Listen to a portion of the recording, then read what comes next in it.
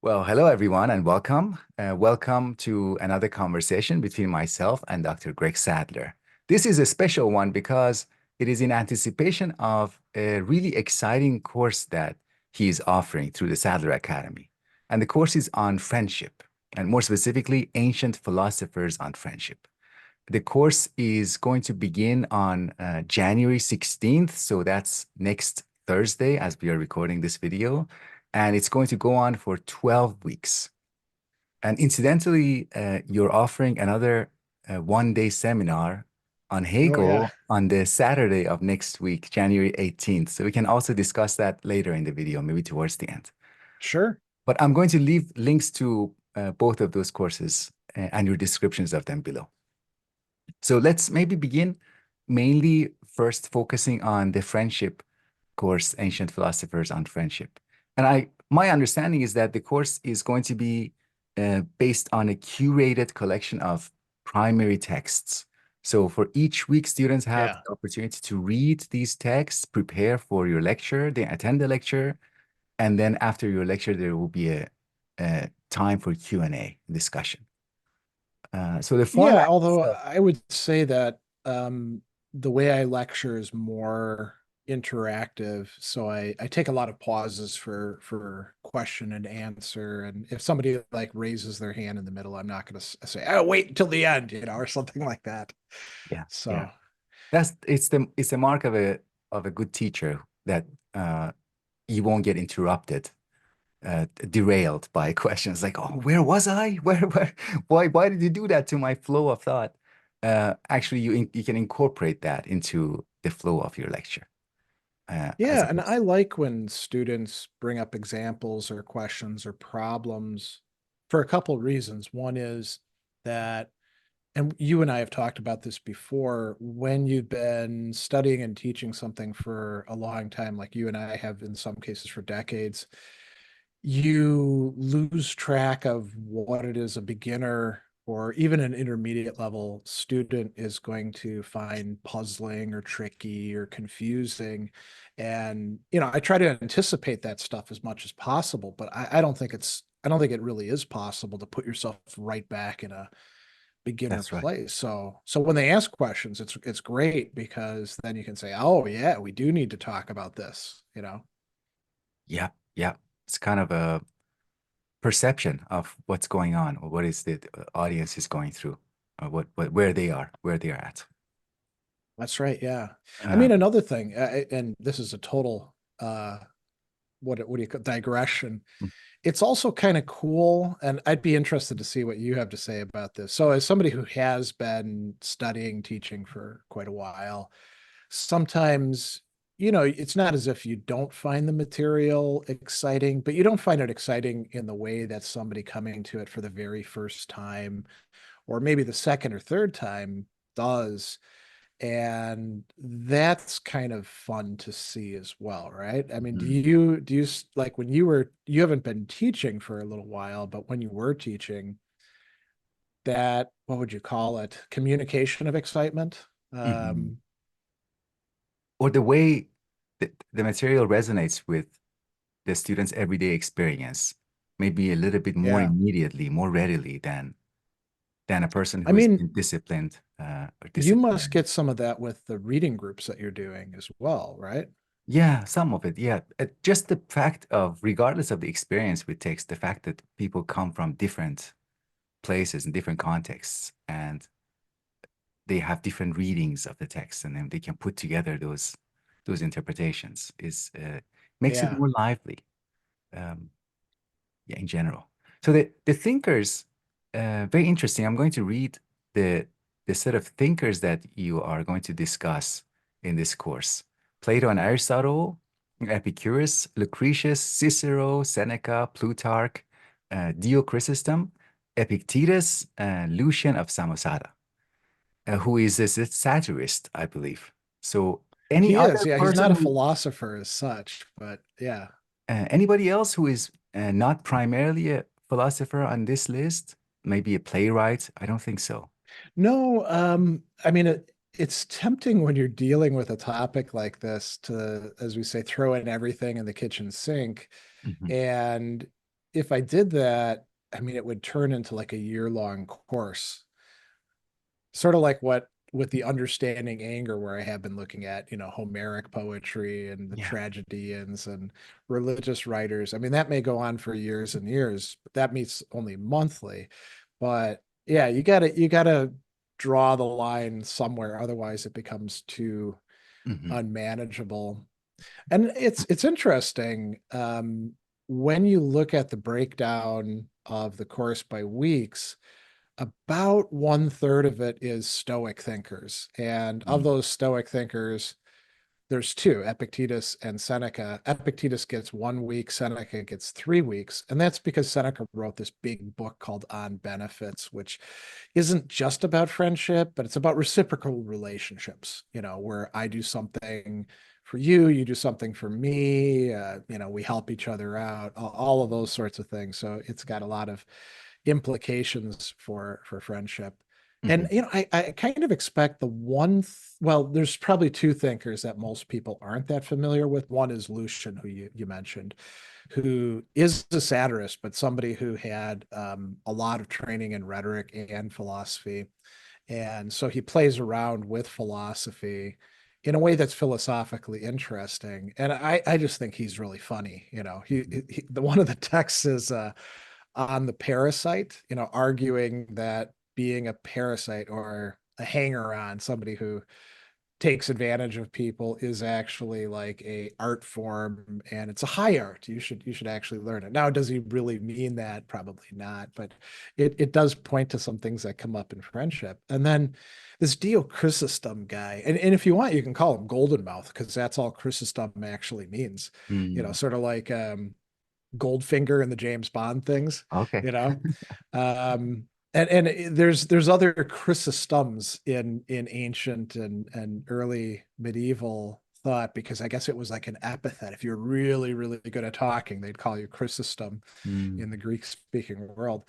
And he is, if we had to classify him, we'd say he's a cynic, but he's not like that committed of a cynic. He's not practicing exactly what, if there was an orthodoxy to them, they were doing. And he wrote all these cool discourses, many of which actually have to tell us a lot about friendship. So we'll Hmm. delve into him, and you get kind of a nice, I would say, spread of perspectives.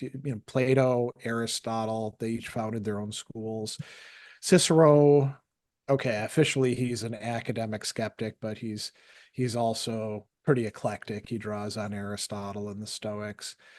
Seneca's kind of an eclectic Stoic, so you're getting a nice mix of people. Plutarch is a later Platonist, Hmm. so we get a good representation of what ancient people thought about friendship. Hmm. Hmm. So how long this course has been in the works for you, and maybe what's the origin of it? Where did it, when did it start? And Oh, I know that it is not the first time you're giving this course, but it is extended, expanded that's right. Yeah. since last time. So I taught it last year around this time. It was, I think, the first course that I taught in winter of 2024.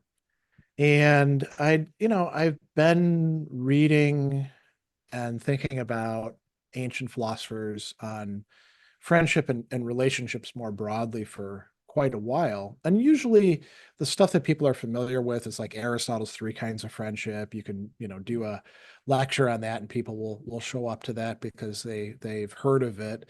Mhm. But you know, so actually I'll back up. There's sort of a broader topic here, not just about friendship, but about all sorts of other things. When people think of philosophers, if they're not reading around in the works, kind of like late, meandering around and just kind of hanging out with them, they often like focus in on the big texts that we're all supposed to read. So, Aristotle, you should read the Nicomachean Ethics. Oh, that's great. You should read the Nicomachean Ethics, or Plato's Republic, But not a lot of people read Plato's Lysis, which is about friendship. Mhm. And not a lot of people read Cicero, but they don't usually read Cicero's on friendship.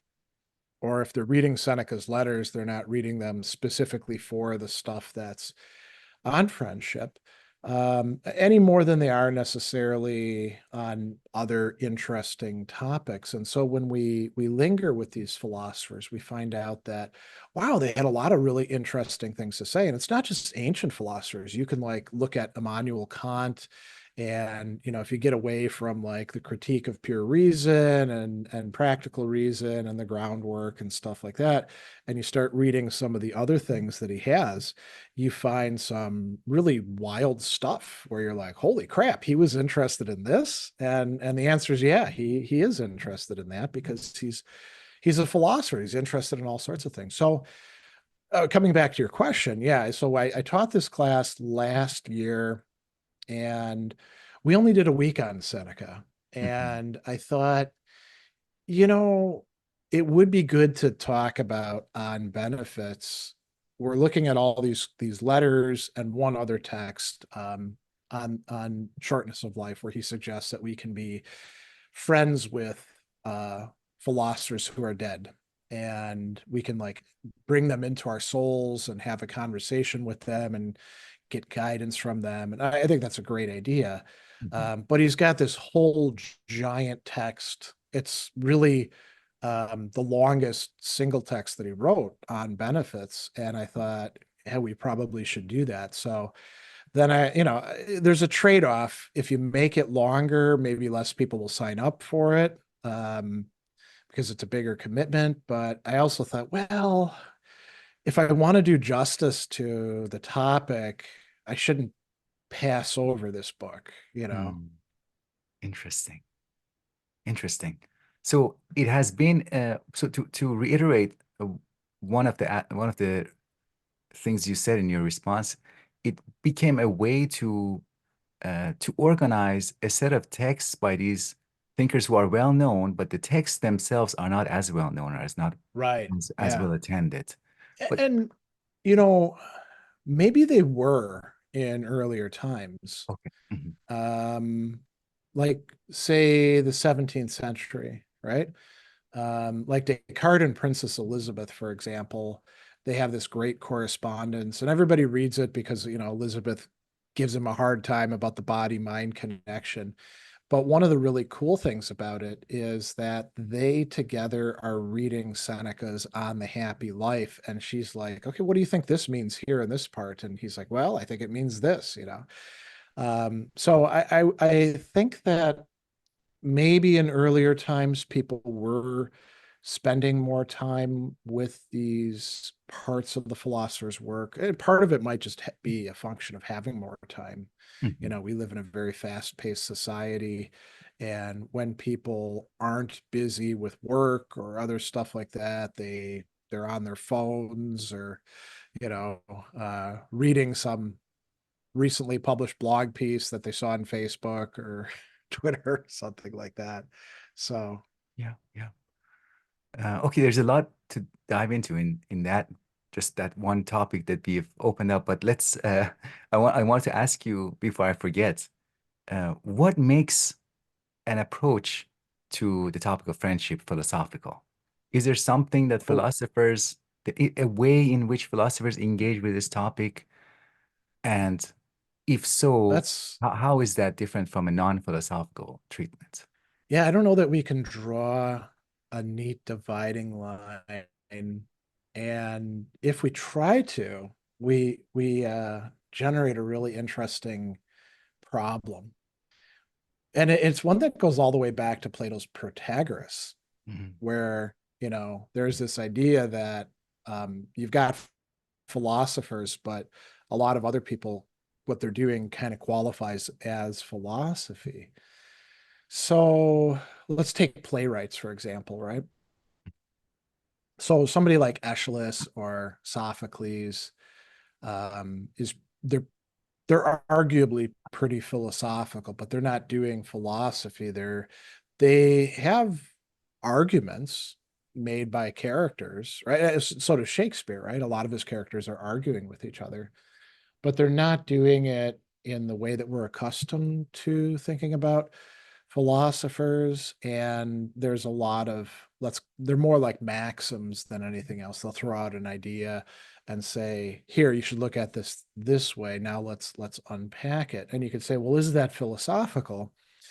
And it kind of depends on where you want to draw the line about what counts as philosophy. I'm willing to expand it pretty far. But then the trouble is that you start letting everybody in. Mhm. And you don't have an easy way to say who's philosophical and who's not. I guess you could say with respect to friendship, right? There's some key questions that are being asked by most of these people, like, well, what is friendship? Okay, that's a philosophical question. How can you make sense of this? To differentiate it from other kinds of relationships, what has to be there for there to be a genuine friendship as opposed to just the appearance of friendship or something that we think is friendship but isn't really friendship. Are there better and worse friendships? But then once we get away from those like definitional or essence questions, it spirals off into a whole bunch of other questions like, well, what do we do if our friends change over time? We get into these moral questions. Should we stick with them even if they become bad people? Well, what if they make demands on us? This is something Cicero writes about, I think because he was pretty well acquainted with us. What if we get into a friendship and then our friend wants us to do something that we know is morally bad? Do we say, well, I'm friends, so I got to do it, that's what friends do? Or do we say, what do you say, you don't really want to do that, do you? And then they're like, yes, I do. And then you're like, well, I got to cut you loose then.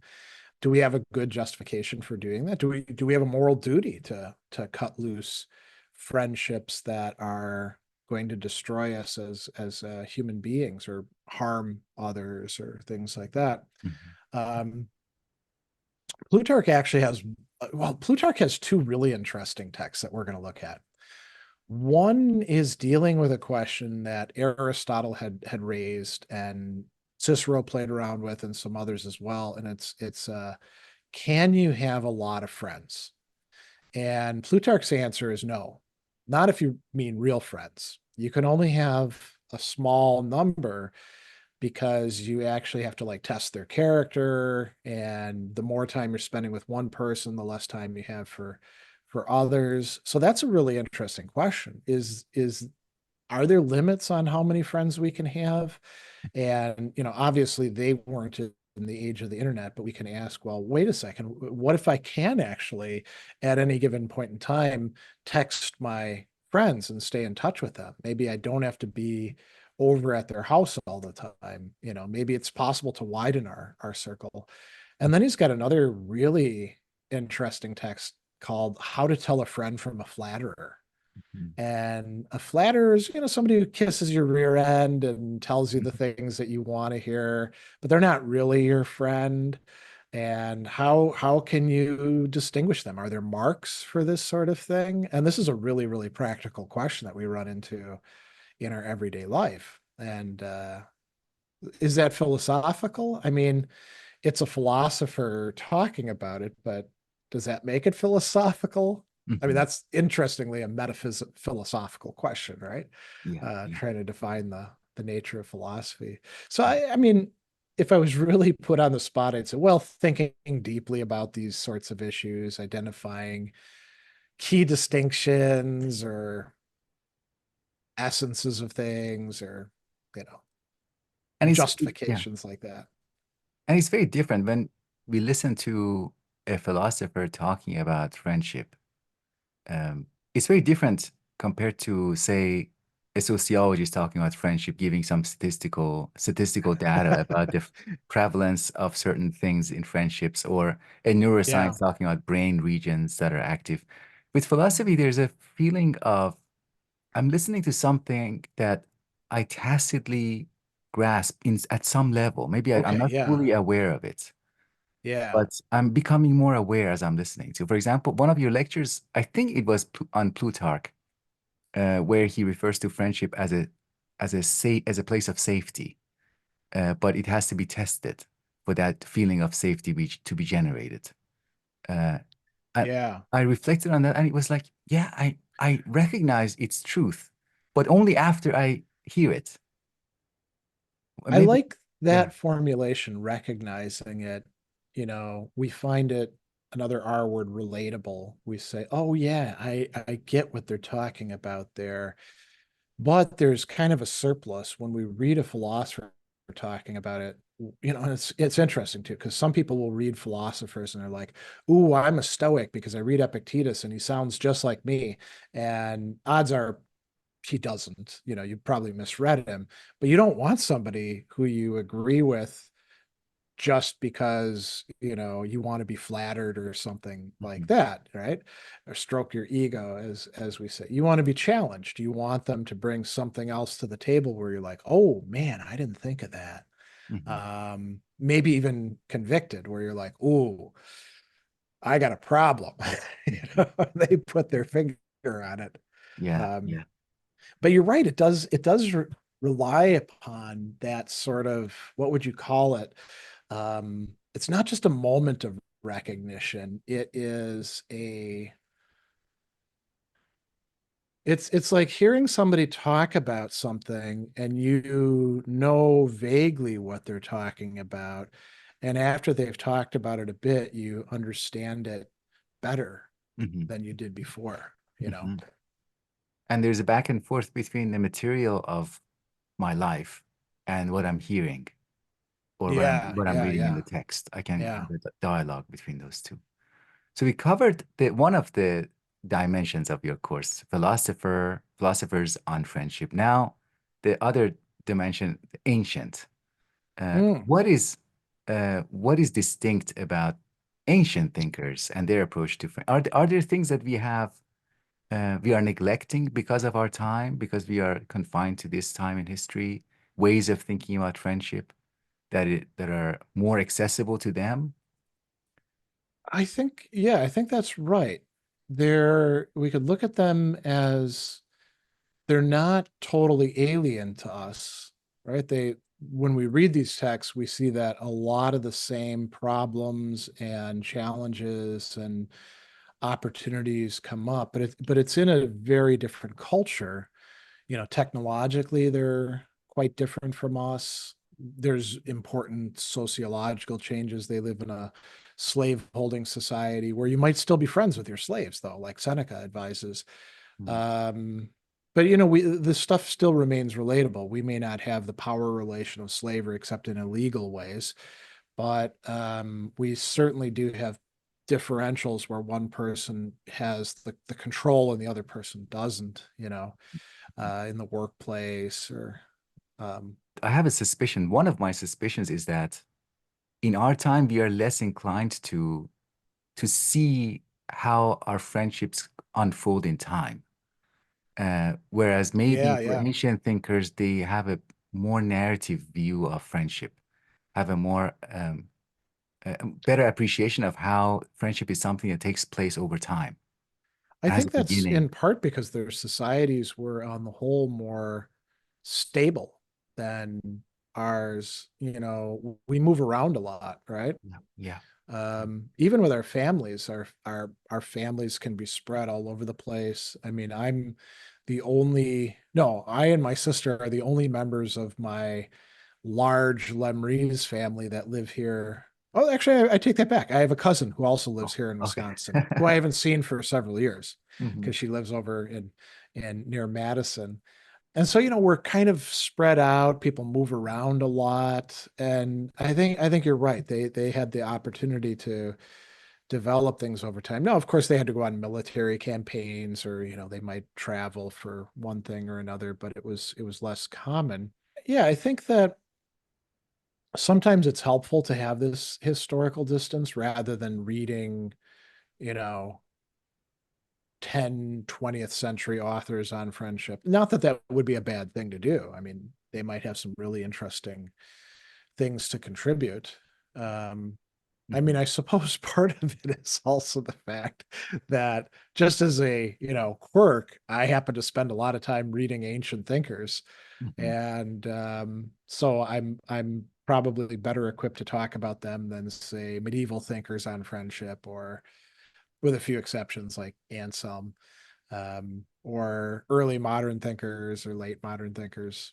Mhm. But I do think that there is some benefit to seeing maybe, maybe one of the benefits is seeing that even in ancient Mediterranean and Middle Eastern culture, the same kinds of problems that arise for us, albeit in different circumstances, were felt as problems by them Mhm. and provoked thought about what they ought to do in relation to those. Mhm. Mhm. Usually, the desire to talk about friendship arises in some occasions. Sometimes it comes up when we see a younger person that we care about get into bad Mm, friendships, or and we yeah. have this urge to tell this younger person, friendship is not necessarily what you think it is. And I vaguely remember Cicero's text on friendship is directed, or is it's intended for uh, some younger people, one or two younger persons that they're Yeah. the recipient of that text. Is that a common theme for uh, the ancient thinkers, like the motivation? Do we see why they are writing these texts? What the concerns Oh, are?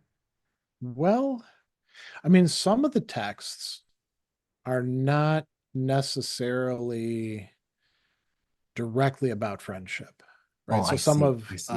Diochrysostom's texts, or Epicurus's texts, they're about all sorts of things. We don't really have that much of Epicurus, unfortunately. And one of the things that he does talk about a good bit, along with a whole bunch of other things, is friendship. And so we look at that. Or I see. friendship comes up in Cicero's On the Ends, book one, towards the end, after he's talked about the Epicurean system. He talks about how do Epicureans look at the development of friendship. So there's some where it's occasioned, and then there's some where, yeah, like Cicero or Plutarch's, how to tell a friend from a flatterer. There's a really clear, this is going to be helpful for you kind of line there. And I'd say Mhm. Seneca's letters, Mhm. like he's got a letter on true friendship. Clearly, that's about friendship, and it touches on a few other things, but it's not just about that. I mean, there's somewhere he talks about grief where friendship comes up because, hey, if you're friends with people, sooner or later they're going to die or you're going to die before them, and somebody's going to have to feel grief. So things like that will arise, and there are a bunch of different genres, right? We have a Platonic dialogue, actually two, because there's a little bit of the Republic in there where they're discussing friends and enemies and what we owe to them. So you got dialogue forms, we've got epistolary forms, letters to people where you're giving advice. We have satires like in Lucian. We have well, not recordings. I guess you could call it a recording. Epictetus's discourses are him teaching. Arian, his student, wrote down what he had to say. Aristotle, okay, Nicomachean Ethics and Eudemian Ethics are treatises that are thought perhaps to be lecture notes. Mhm. So we've got a lot of different literary genres, and they're supposed to be conveying well thought out positions on things that would be helpful to audiences. I mean that's one of the this is a much broader topic, but that's one of the cool things about literature, right? It doesn't have to do just what it was intended to do. So if I don't know, I write you a letter and somehow it survives to 2525 and people are like, or we write several letters back and forth. Look at this wonderful letter collection between Greg and Davood, Yeah. They might, I don't know, set it to music or, they might they might blow it up and use it as wallpaper or something like that. We don't know. These are a little far-fetched in terms of what you could do with it. But when think about like when we read a Shakespeare play, first off, we're reading it rather than actually seeing it performed. Mhm. which is what it was supposed to be. The play was not written so that you and I could sit in our studies and just read through, the collected works of Shakespeare and say, "Oh, wow, Hamlet's so great," and write articles about it.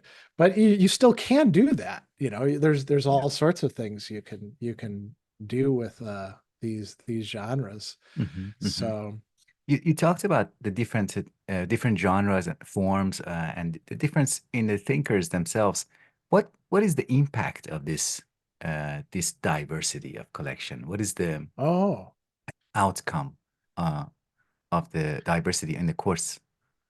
I mean, I didn't set it up deliberately that way. So I haven't thought out. I haven't like even asked the question that you're asking all that consciously. And so what I'm going to give you here is just kind of off the cuff. I suppose it could have the effect of showing that you can talk about and think about friendship in a multitude of ways, and there's no one single right way to do it, right? And we could have all sorts of other genres for thinking about friendship in the present that don't fit these, like Dear Abby newspaper advice columns, or now they're usually blog posts, or Reddit has this subreddit called AITA, Am I the A-hole? Mhm. And a lot of the questions that people ask there are basically about their interactions with their friends and their family or their neighbors, and whether they did the right thing or did the wrong thing. And it's interesting because people can vote in that, and it's very interactive. They can comment and they can say, you are the a-hole, the other person is the a-hole, everybody's an a-hole, or nobody's an a-hole.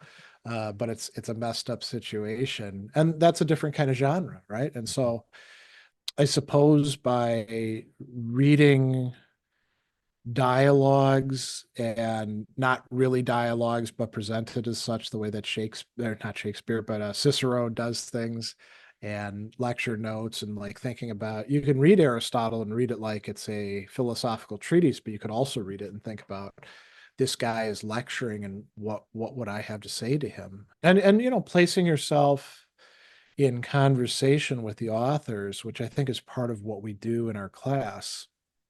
That's also helpful.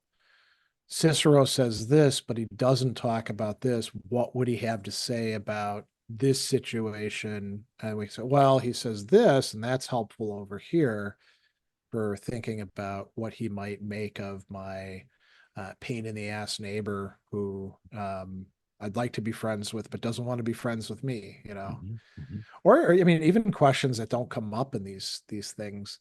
These ancients are not really thinking much about questions that you and I do, like, can I be friends with a cat? You know, Right, right. Yeah, but I think they could be used to talk sure, about that. sure, sure. Um, I'm interested. Sometimes I think about the effects of pairing text with each other, like pairing wine and Mm, cheese in that, using that metaphor. yeah, yeah. And I anticipate myself and others who are going to go through this curated collection of texts that you have put together. I think we are going to discover some things different. The texts are going to shed some light on each other. I mean, not intended by the author, but Sometimes it is, though. yeah, Some of them are referring to each other. I see, I see. So Aristotle's treatment of friendship is so massively important in the Mhm. ancient world that Cicero's going to talk about it. Plutarch is going to refer to it. Trying to remember who else does as well. And then, there'll also be references. Well, there's a lot of references to Epicurus by the later authors, even those who don't like him, like Plutarch doesn't, Plutarch and Cicero don't really like Epicurus, but they will talk about what he Mhm. has to say about the matter. So some of it is explicit, Mhm. engaging with them. And then, yeah, some of it would be like, we can take people who didn't know much about each other and place them in conversation with each other. Like you're saying, pairing, Mhm. and it could be oppositional. So and so says this, so and so says the opposite. Great. What's their reasoning for it? Could they both be right? Or it could be so and so develops an idea, this person takes the idea much further or in a different direction, you know. Right, right. Okay. This question that I want to ask you this question, but I think that maybe I'm overthinking it. Okay. And listening to you, listening to some of your videos about the course, um, I think maybe you might disagree, but I think that there is something about philosophy itself that could be revealed by attention to friendship. Oh, no, I think you're right. Okay, so you would Yeah, you would yeah. agree. Uh, and so my question was, what is it about the philosophical life, the aims of a philosophical life that align with a true understand or an understanding of friendship and the truth in friendship? Yeah. It depends on the philosopher, doesn't it? Sure. Because you can think of solitary people who really do want to be solitary and live without deep friendships. And you might actually think of that, especially if you're in with a bunch of people who you're not friends with, but they're always bothering you, like troublesome neighbors or coworkers. You might be, I just want to be by myself and think my thoughts, or I don't know, connect to God or something like that. But some of these philosophers who were studying, they clearly think that a life, you can have a good life without friends, but it's not going to be as good of a life. So, like Seneca is a great example. Does the Stoic sage need friends? And he says, no, they don't need friends. They're self sufficient. Mm, But that sagehood wouldn't really be complete without other people to share it with. Cicero is even more so along those lines. He has this thought experiment where he says, imagine that you got, and this might not be in on friendship, it might be in on the ends.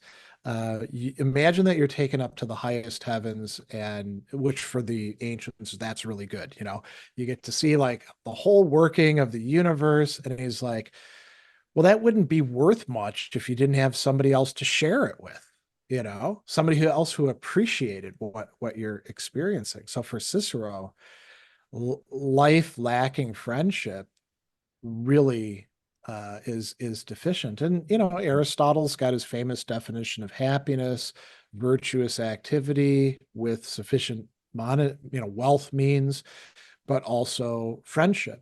mhm, And I think Plutarch is saying that as well. Epictetus has a discussion about being solitary, where he talks about the Stoics had this idea that, like, the universe, every once in a while, it would go through these cycles where everything would burn up. They called it the ekporosis, and only Zeus is left. And does Zeus cry like a baby saying, "Oh, I don't have anybody to share the universe with"? No, he just gets on with his job of making the universe again. mhm. But that doesn't mean that Zeus doesn't like having companions, And so I think yeah, I mean, can you do the philosophical life totally on your own without also making friends of the people who you're studying? You can, but why the hell would you want to? I mean, if you do, isn't there something lacking? I Mhm. certainly would feel like there is. One one possible reason for that solitary life that doesn't want to be connected is maybe because of a lack of belief. That if I, for example, don't believe that, the thing that you're talking about, that maybe friendships of virtue, that thing, I Yeah. don't, I don't really believe in that. Or, that once somebody doesn't believe in a category like that as a whole, then it will close the door for them to explore and experience it. So Yeah, that, if you had the idea that all relationships are ultimately transactional, which is a common thing, I think, for a lot of people in our day, and I'm sure it was in ancient times too. Mm, Well, then maybe you want to minimize the amount of relationships you have, and you want to also minimize your vulnerability to people taking advantage of you. that's right.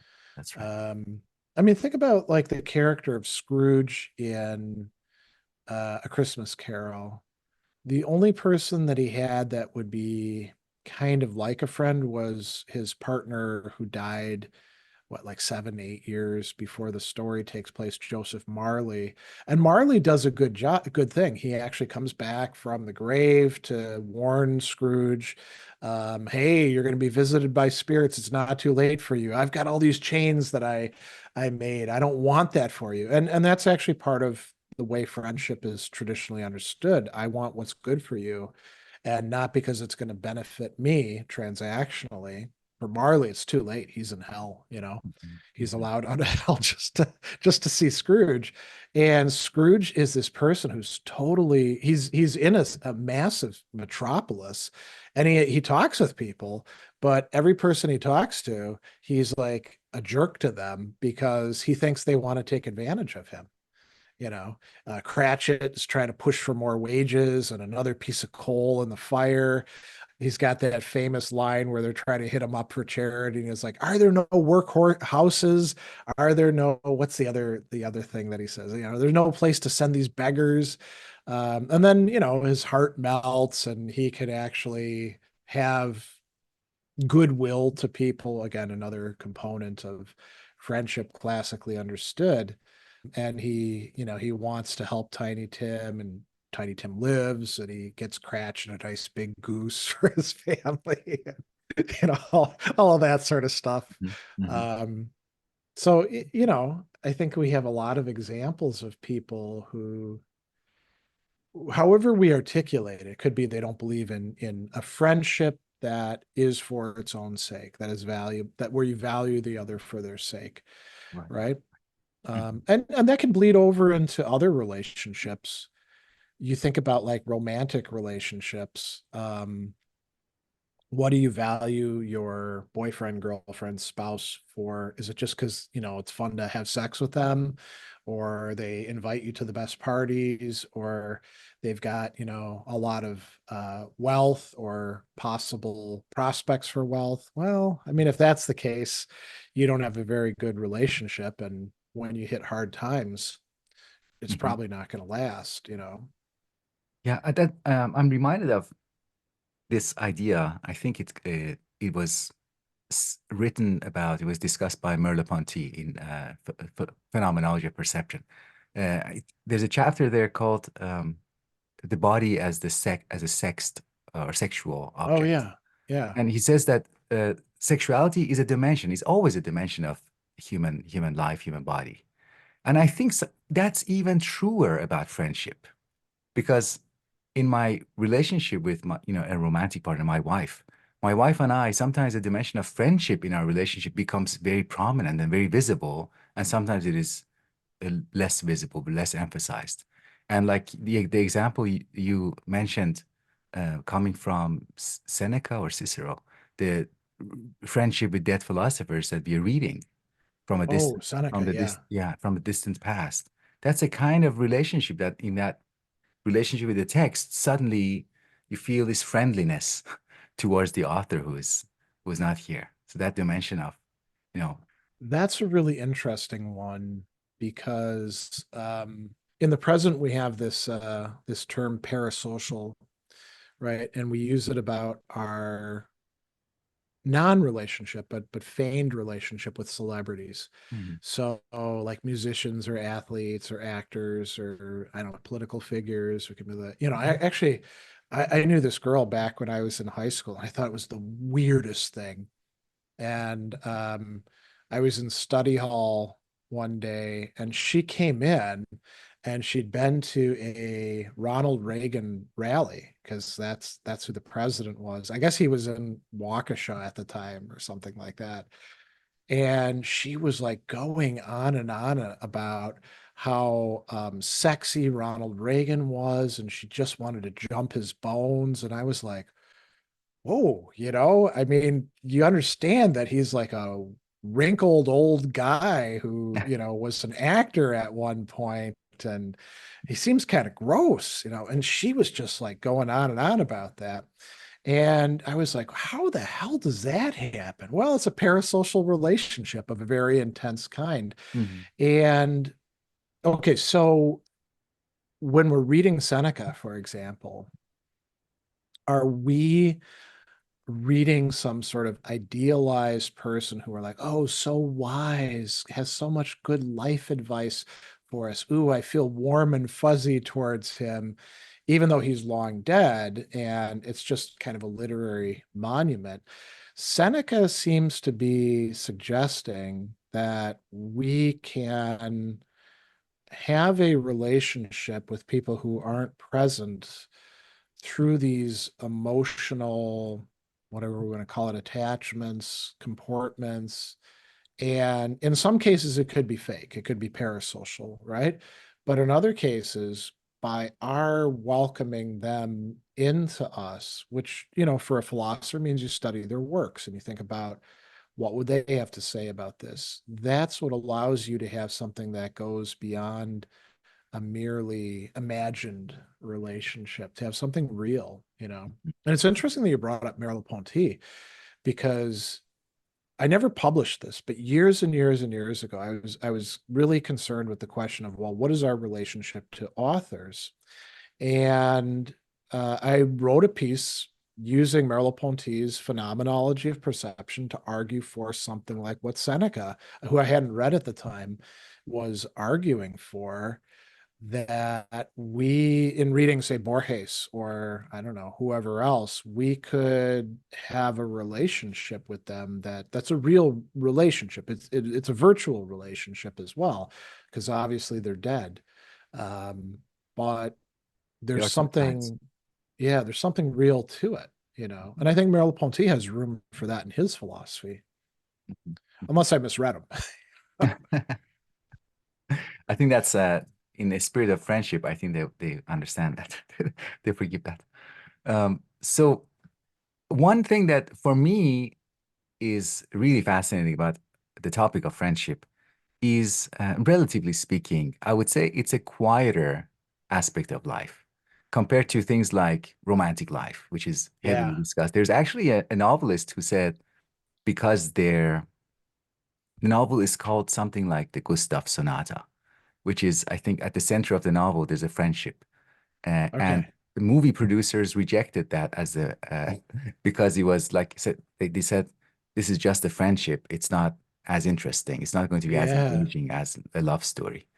Uh, so what are your thoughts in general of this the quietude or the silence of friendship? And sometimes it is the friendship that invites silence. For example, I remember in Chinese culture, it's considered rude almost, or at least inappropriate to say thank you over and over again to a friend, to express too much gratitude because friends don't do that. Friends are just Yeah. Yeah. accept the favor in silence. You know?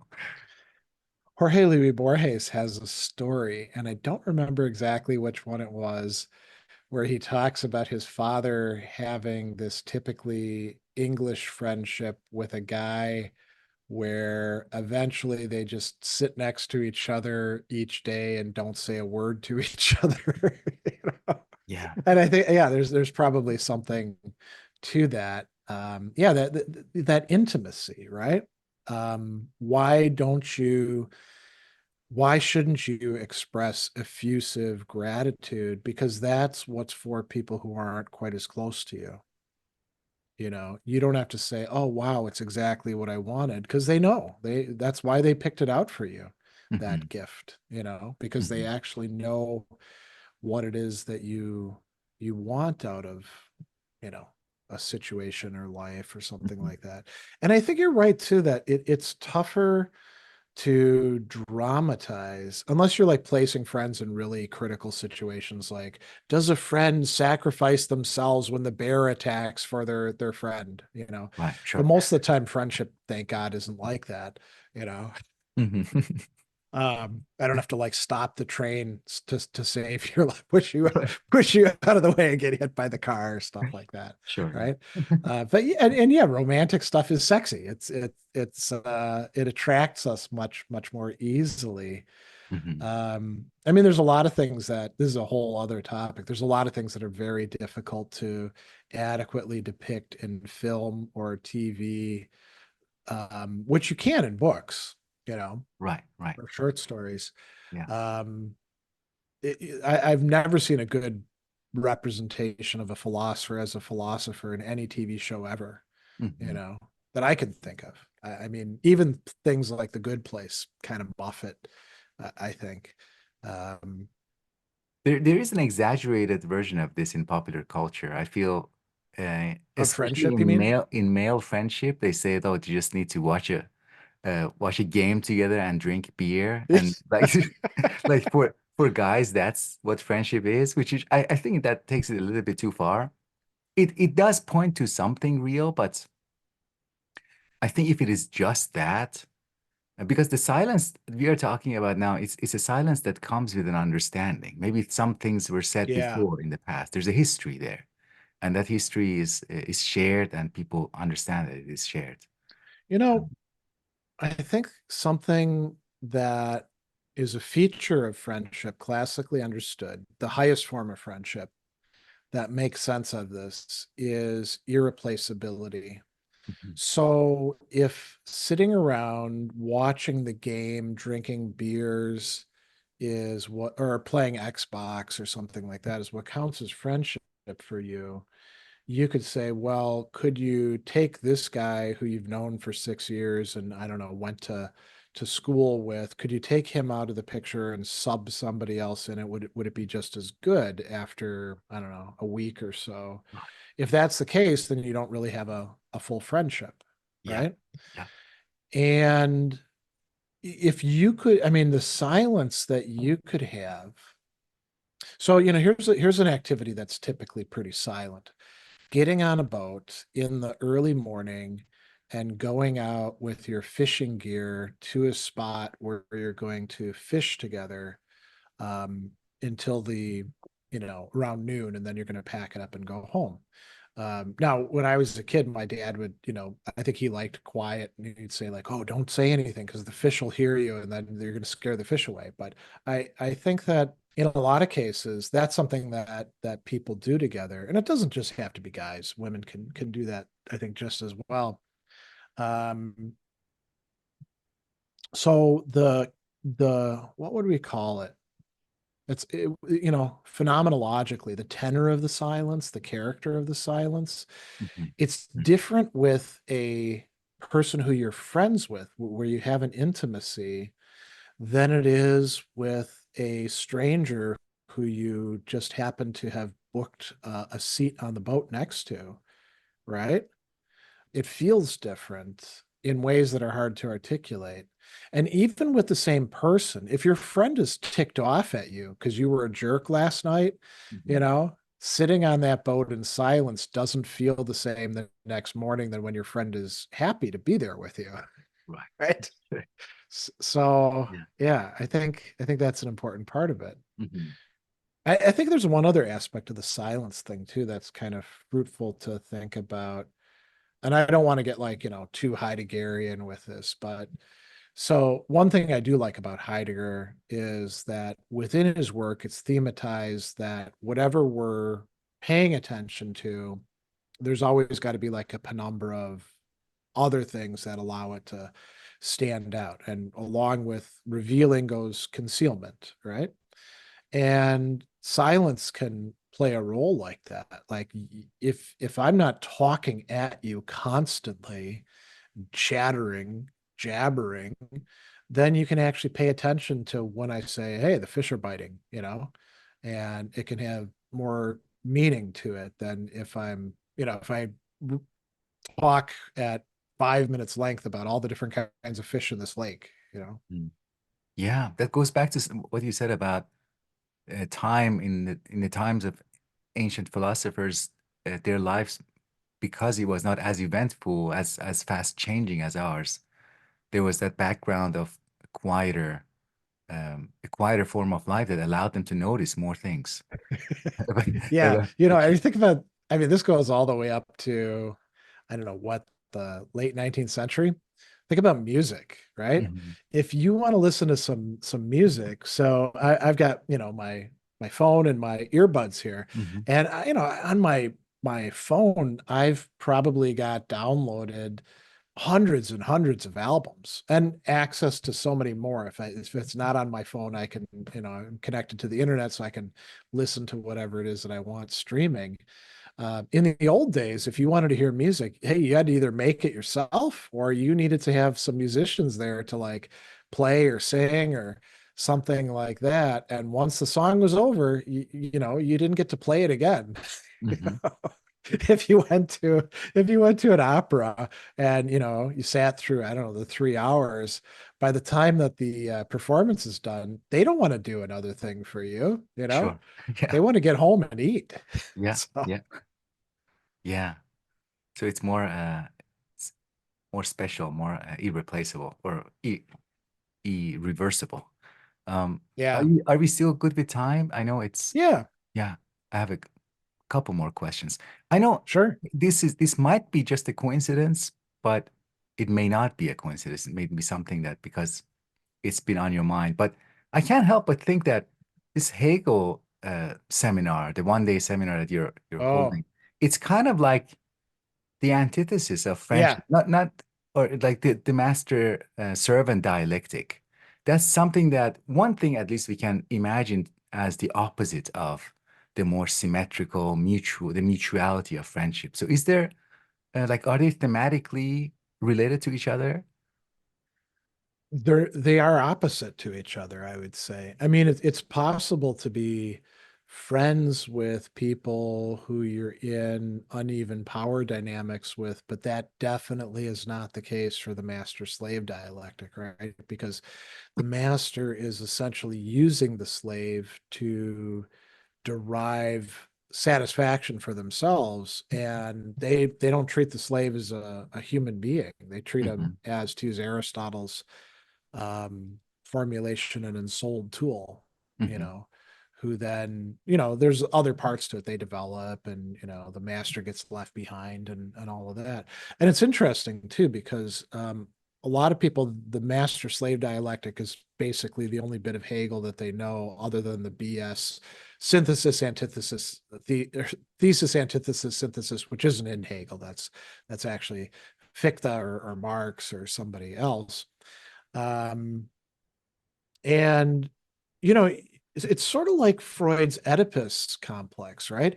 Freud, when he was writing about that, wasn't saying, "Oh yeah, man, we all want to kill our mom or we want to kill our dad and sleep with our mom." The Right, right, Electra complex would be the one where you want to kill your mom and sleep with your right, dad. He's saying this is something that people go through and then they got to leave behind, right? right. And Hegel's not saying all human society is fundamentally characterized by the master slave dialectic, let alone should be. He's Hmm. saying, hey, this is where things start. This sucks. You got to get past this. There's ways of achieving what it is that you really want from it, which is recognition from another self-consciousness. Now Hmm. that's where it could be connected to friendship, right? Because what do you get in a genuine friendship? You get something that's like what Hegel's calling recognition or acknowledgement, anerkennen in German. Hmm. So, there could be some connection there. And later on in the phenomenology, he'll talk about better ways to attain something that's a little bit more reciprocal. Hmm. Now, I love that you have so far you have given us two. I mean, following your work for some years, you've given two responses to this over focus on the master-slave dialectic in Hegel's phenomenology. One is that you repeatedly say there's more to to the phenomenology of spirits than the master-slave dialectic. So there's more to it. So that's one response to the hyper emphasis. The other one is to say, let me tell you, which is not what you're doing now in the 1 day seminar. Let me tell you about this master slave dialectic, and then I will tell you there's more. or so you take that now as the starting point of the discussion, whereas before it was more the emphasis was that Yeah, yeah. the big picture is larger than that. So I think those two ways really complement each other very well. Yeah, and I mean they're both right. I mean it's funny because it's just such a tiny little sliver of the text, right? it'd be, I suppose you could take other parts of the text. Like you could just jump to the end and be like, all right, give me absolute knowing, that's a very short portion too. Not very satisfying to do. Mhm. Um, yeah, I mean, there are a few other portions that they don't get quite the same play as the master slave dialectic, but they do get some, like the physiognomy and phrenology section, because everybody loves the slogan, spirit is a bone, which Mhm. is, it's not. Hegel's not saying that, That's one too where he's got actually got a joke. He's like, if somebody actually buys into this physiognomy stuff, I should punch him in the face and see what he thinks. Um, and I Wow. suppose, for people who really love scaling Mount Everest, force and the understanding is probably the part of it they get into the most, right? Because it's so difficult and abstract, and you got to figure out what the hell he's actually saying. So, Mhm. Mhm. yeah. Well, Greg, thank you very much for joining me for this interview. Before we say Oh, thanks for goodbye, having me on.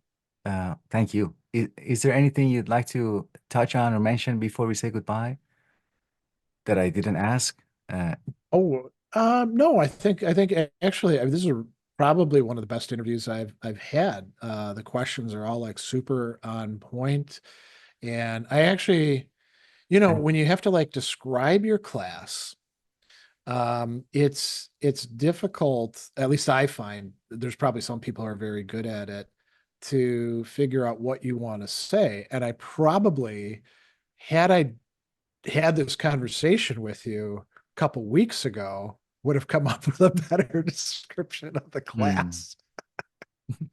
I So Yeah, I just really I can't say enough about how I just appreciate the very fact that you're offering this course. And as I mentioned, I see friendship as a quieter dimension of life that is not discussed as much. And yeah, so in that light, in that context, I think giving it voice through this very systematic, sophisticated way, I think it's going to be benefiting everybody who is joining either uh, this round and then later maybe asynchronously. Some people might join later on. yeah. So See, on that that's one of those great lines that, I could have used as copy for it. right, Yeah. not too late. Thanks so much. Yeah, thanks for having me here. Yeah, hope you have a good night and You we'll see you too. again hopefully.